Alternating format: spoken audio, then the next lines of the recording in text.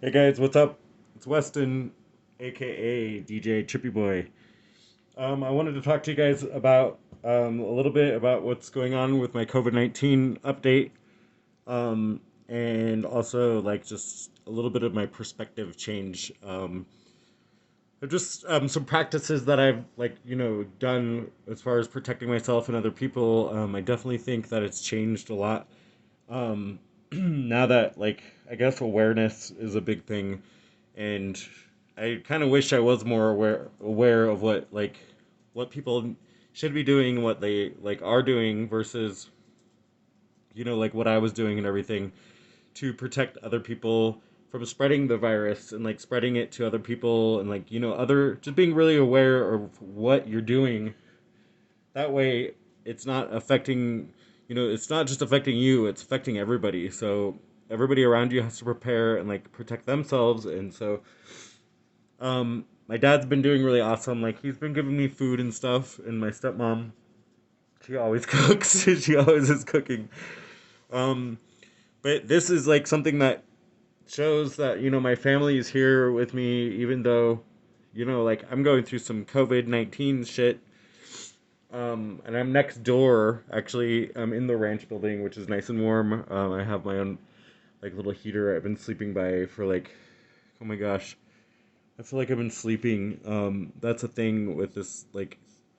I guess for the first 5 days, I was in so much pain, with my neck and my tonsil, that when there was times that I was sleeping, I felt like this ball of pain, and then I couldn't tell am I awake or am I alive or am I dreaming and I'm a ball of pain? Like what the hell am I? Like I couldn't feel my body or sense much, so I just felt like this ball, this of pain that just kept and then I was like, oh my god, why didn't I listen to my stepmom when she said, go to the doctor yesterday? I'm like, why am I waiting one more day? Why am I even waiting one more day? I should have listened. And so, um, thank you, Mama Sherry, for pushing me a little bit to think about that stuff because I was like, I wasn't even gonna come in to the doctor. And so, luckily, because of COVID-19 and also having strep throat, that's what really affected me was the strep throat kicked in really bad, and the pain, that's where the pain was coming from. And I was really massively tired. It's almost weird because the day I picked up the antibiotics, which are these guys, these are amoxicillin and clovelinate potassium tablets. It says augmentin, I guess is what the augmentin's the antibiotic. So once I started taking those for the really infected, the guy even said, he's like, this is ridiculously infected, this tonsil here. So, oh my god, 2 days into that stuff, I took it yesterday twice, and then I'm gonna take it one more time today, but I've taken it once today. So three tablets, and I feel a million times better. I would say a million times better than I did a couple days ago because oh my god, the that tonsil was so painful, and so I was just laying there trying to integrate with the pain, I guess I should say, because it was so bad that I didn't know what to do, and I just laid there I feel like I was collecting saliva. It was all this stupid shit. I was like, oh, I just want to swallow normally, but I'm just gonna lay here and I kept trying to sneak over to my dad's and I didn't. This is before I had COVID, or the knowledge that I had COVID. Um, I was sneaking into the bathtub and laying in the bathtub water and I was just like, oh my god, I'm dying, and I don't think anybody really understood how much pain I was in and why I was in the bathtub all the time because that water was the only thing that made me feel like a functional human somewhat, when I could warm my body up and be like, oh, okay. And so for 5 days straight, I've been really sick right before this, and so today is I'm almost like Superman, almost feeling. So I had to lay myself down, but I did.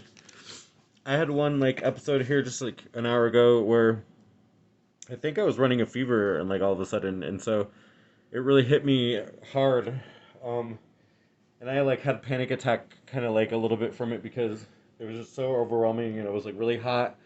And I was like, I felt like I was going crazy and I was ripping my clothes off and um so yeah, other than that, once that went away and like I asked my dad for some and he was able to get me some medical marijuana. Oh my god. Weed is like a thing, I guess, when you feel like crap because your body like hurts and like all this blah, and that weed helped me. Earlier I think I smoked a little too much. So just be careful just smoking too much. You don't get dizzy. Like make sure you smoke a lot of, or drink a lot of water if you smoke. You know, just do a little bit. This is a lot of weed, so like that you should only take like a hit or two every couple hours, if that. Really, like you should be careful with weed. It's very strong, and you should use it as a medical device more than you do as like just to smoke all the time. Because honestly, like the benefits of it is so much better when you use it medically and you put it like a sacred energy around it instead of like I used to smoke so much weed, I would waste so much money and like you know like a week later, you smoke twice this much weed and like you've blown your paychecks and like you haven't saved money and so you end up like homeless or all kinds of shit happens to you.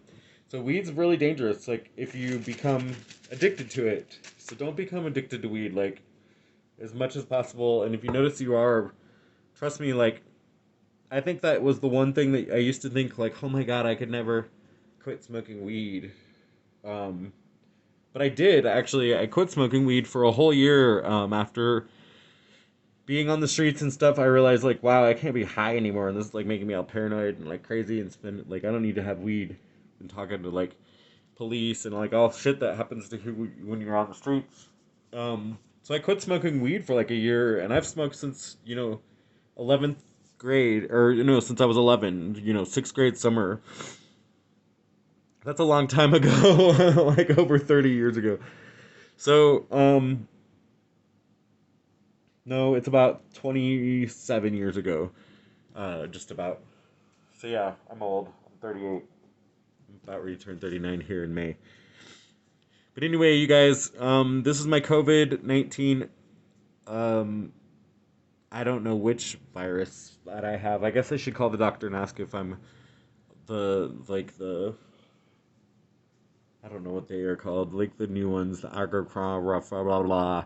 They sound like freaking like Transformers to me when I hear the new crons. So Corona and blah blah blah. I don't know. Metatron and all those things. Anyway, I love you guys. That's my update. Oh yeah, and I was thinking about one more thing. I wanted to talk about, and I mentioned this earlier, and I'm gonna just like post this video instead. That another thing I was feeling was like uh what is it the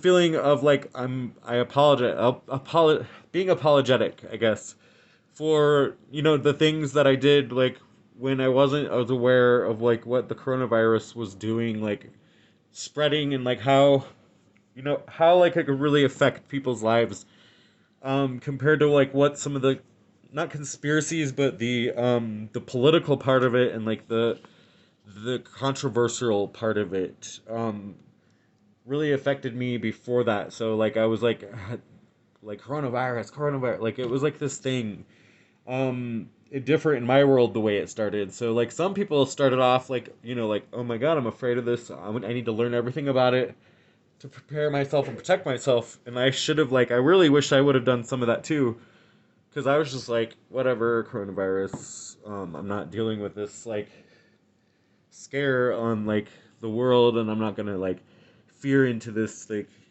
buy into this fear tactic. And so like for me, I want to be apologetic for that type of like nonchalant projection, like because that's like not what I was feeling inside. I wanted to like I am sorry for people that's lost their lives, and really sorry for the way like it affects people, and so it's all very like it's a really big spectrum and it's really controversial, and so for me, it like I'm apologetic for the fact that I wasn't as empathetic to the whole thing. So I understand the masks a little bit more and protecting other people, especially if they're helping you. Like my dad's helping me right now, so I've been trying to wear this mask a little bit more. Like even though he's not over here in this building, like trying to just not spread it as much.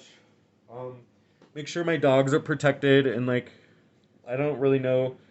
I've heard animals can get it, but like I like, that's the whole thing. Um, I'm kind of grateful for the fact that I'm I do have it, but I'm able to learn from it, and like maybe it'll help protect me as well because of my situation and my type of journey that I'm on right now with learning about everything with the Beat Red project. And anyway, I love you guys. Stay safe, and thank you for listening. Hope you have a great rest of your night. Bye.